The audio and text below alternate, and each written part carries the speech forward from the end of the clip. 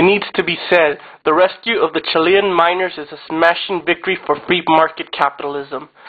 Amid the boundless human joy of the miners' liberation, it may seem bad-mannered to make such a claim. It is bad-mannered. These are bad-mannered times, and the stakes are very high.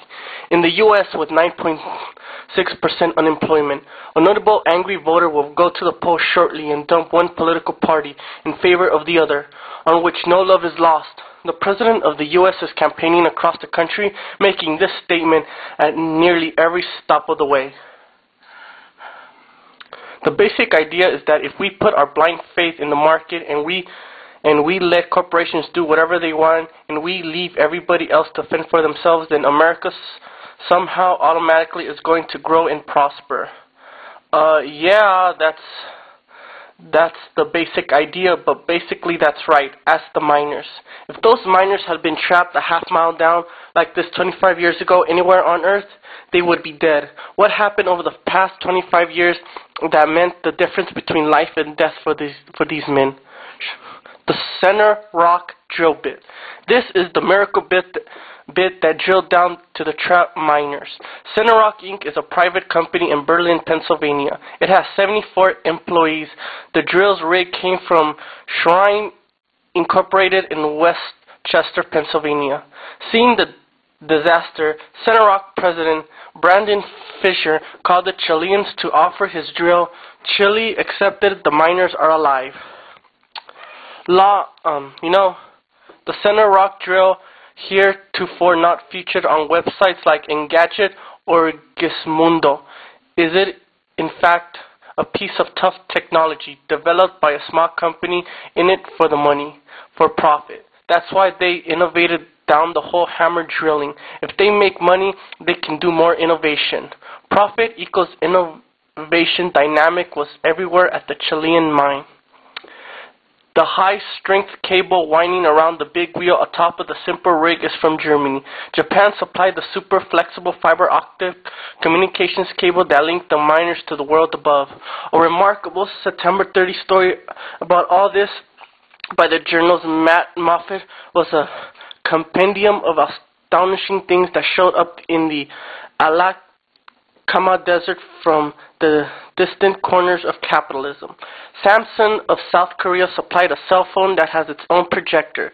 Jeffrey Gabay, the founder of Cuprion Incorporated in Richmond, Virginia, supplied socks made with copper fiber that consumed foot bacteria and minimized odor and infection.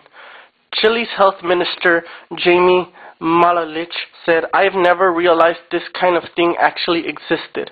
That's right. In an open economy, you will never know what is it out there on the leading development edge of this or that industry. But the reality behind the miracles is the same. Someone innovates something useful, makes more money from it, and re-innovates. Or someone else trumps their innovation. Most of the time, no one notices it. All it does is create jobs, wealth, and well-being. But without this system running in the background, without the year-over-year progress embedded in these capitalist innovations, those trapped miners would be dead. Some will recoil at these claims for free market capitalism. Why make them now? Here's why. When a catastrophe like this occurs, others that come to mind are the BP well blowout, Hurricane Katrina, China's disasters. A government has all its chips pushed to the center of the table. Chile succeeds, China flounders. Two American administrations left the public in agony as they stumbled through the mess. Still, what the political class understands is that all such disasters wash away eventually, and that life in a developed nation reverts to a tolerable place back to normal. If the Obama administration refuses to complete free trade agreements with Colombia, South Korea, and Panama, no big deal. It's only politics. But that's not true. Getting a nation's economic thing is more important than at any time since the end of World War II. Chile, Colombia, Peru, and Brazil are pulling away from the rest of their hapless South American neighbors. China, India, and others are simply copying or buying the accomplishments of the West. The U.S. has a government led by a mindset obsessed with $250 $1,000 a year millionaires and given to mocking our blind faith in the market.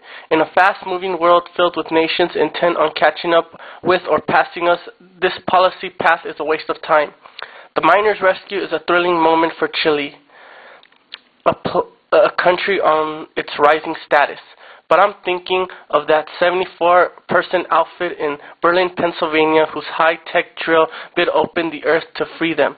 You know, there are tens of thousands of stories like this in the U.S., as big as Google and as small as Center Rock. I am glad one of them helped save the Chileans. What's needed now is a new American economic model that lets our innovation rescues to the rest of us. And for all you communists that are listening to my video, fuck you.